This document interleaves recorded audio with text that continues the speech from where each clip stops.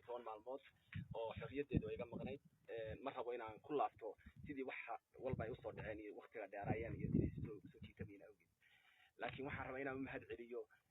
ururka saxufiyiinta Puntland ee MAP saaxiibka Faisal Khaliif Barre iyo Maxamed Yuusuf oo isaguna ururka ama xafiiska u doodaha xuquuqda aadanaha ee Puntland dadaalkii kala joogtada aan lahayn dadaalkii habeen iyo maalin balaha dagaalkii lug iyo hadal balaha ay geysteen taliyeynta aan xirnaa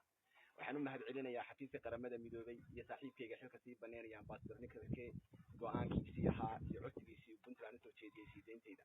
waxaan u mahad celinayaa ururada warbaahinta Soomaaliyeed meel walba joogaan waxaan sidoo kale u mahad celinayaa ururka Solta ee Somaliland ee saxafiyiinta Somaliland iyo wariyaasha Hargeysa jooga sida uga damqadeen xarigay la xiray si lamida sidaasi waxaan walaalayaal u mahad celinayaa ururada wariyaasha qurba joogta ah ee wariyaasha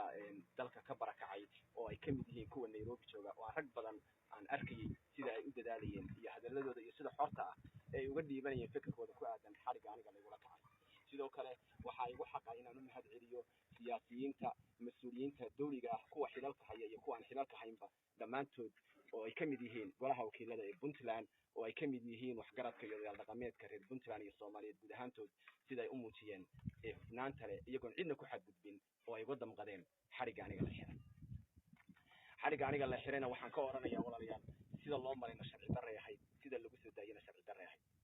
aniga waa la xiray iyadoo aan warqad maxkamad la keenin laba cisho iyadoo la yahayna waxaa lagula hadlay telefoon garsoorka waxaana laga codsaday oo la amray inuu aniga 15 beri midaasina garsoorka ka bixiyay midaasina sharci maaha xaq baan u lahaa in maxkamadda dastuuriga ama maxkamadda la horgeeyo hor intaan telefoon la adeegsan taasi hadday dhacdayna waxaan xaq u lahaa siideynteeda bal ugu yaraan haddii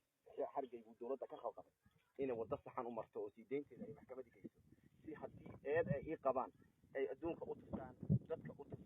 dadka ugu sheegaan dembigaan anigu dalkan ka galay haddii ay taasi dhici weydana waxa ugu yar dambeyn markii ay eedeedii ay waayeenna ay soo daayeen inay isticmaalaan waddo kale oo ah sidii oo kale in la iska soo kaydaayo anigoo sharci iyo cadaalad ay